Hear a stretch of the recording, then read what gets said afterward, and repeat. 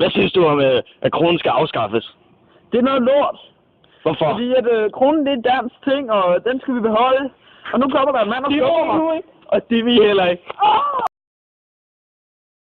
Hvad synes du om grænsekontrol?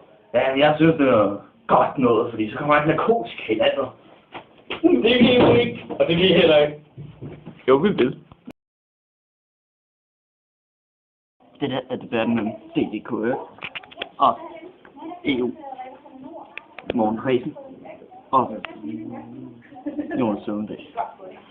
Og Jonas Søvndal, du lægger ud, ikke også? Ja, 2 sekunder. Ja, mor. Jeg er fri lige om lidt. 22. Ja, okay. Ja, hej. Ja, kys. Hej.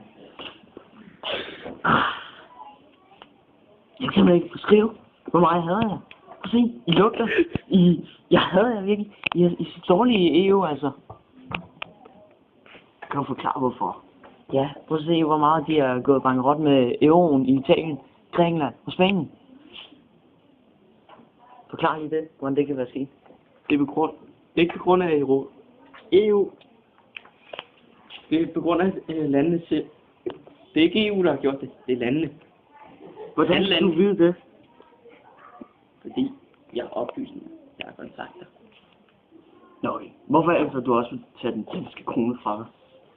Fordi det koster penge at hæve. Eller, Ja, men vi har den højeste værdi af kronen i hele Norden.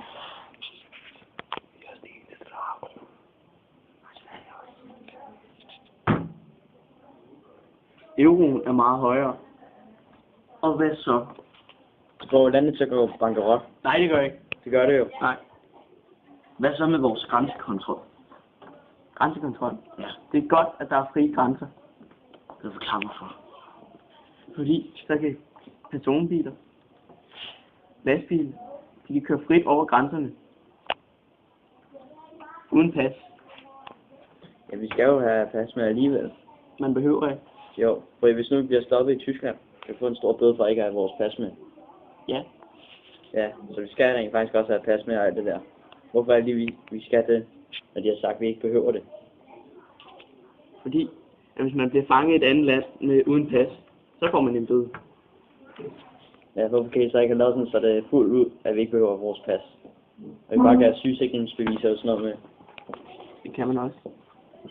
Ja, men man skal have passet med. Hvorfor kan I ikke gøre sådan, så man skal bare ligge.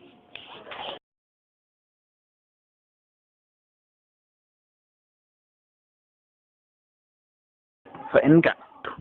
Hvorfor er det så lige, at man ikke bare kan glemme passet og bare kun have sygesikringsbeviser med?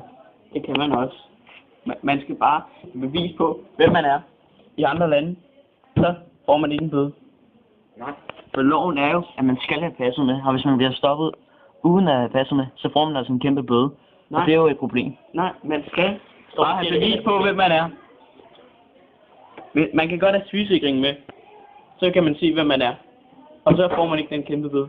Man kan så være, der klager over folk, at de er blevet stoppet, selvom at de har sygesikringsbeviser og alt muligt tidslort med. Det er for, at hvis politiet har hørt noget om, at der kunne være narko, der bliver kørt ind over grænsen, så går de ud og stopper nogle få biler. Jeg forstår det simpelthen ikke, fordi det du står og siger er, at vi kan tage afsted uden noget pas. Men det kan vi ikke. Vi skal have vores pas med. Nej, vi behøver ikke pas. Vi skal bare have noget med, hvor vi kan se, hvem vi er. For eksempel sygesikring eller pas. Det er jeg så stærkt imod. Men nu vil jeg gerne høre om det der med euroen. I Danmark, der vil... Jeg tror simpelthen, at vi bliver nødt til at stoppe indslaget nu. Stop.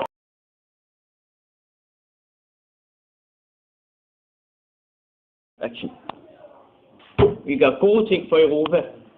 Så ja. Action. Vi smadrer hele.